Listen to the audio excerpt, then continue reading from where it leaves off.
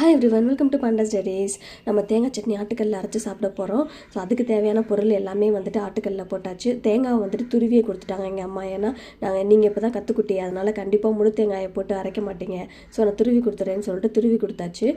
So துருவின தேங்காவையும் போட்டு அதுக்கப்புறம் பச்சை மிளகா, கருவேப்பிலை, லைட்டாக இஞ்சி, உப்பு போட்டு நல்லா அரைக்க ஸ்டார்ட் பண்ணிட்டேன். நான் ஆல்ரெடி அரைச்சிருக்கனால நான் எப்படி அரைக்கணும்னு காமிச்சிட்டு இருந்தேன் சிஸ்டருக்கு.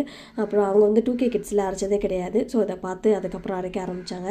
நானுமே மிஸ்டேக் பண்ணிட்டேன்னா ரொம்ப வருஷம் ஆச்சு அரைச்சி, நல்லா அரைக்கவே முடியலன்னு சொல்லிட்டு உள்ளுக்கத்தை எல்லாத்தையும் தள்ளி விட்டுட்டு அதுக்கப்புறம் வந்துட்டு அரைச்சிட்டு இருந்தேன்.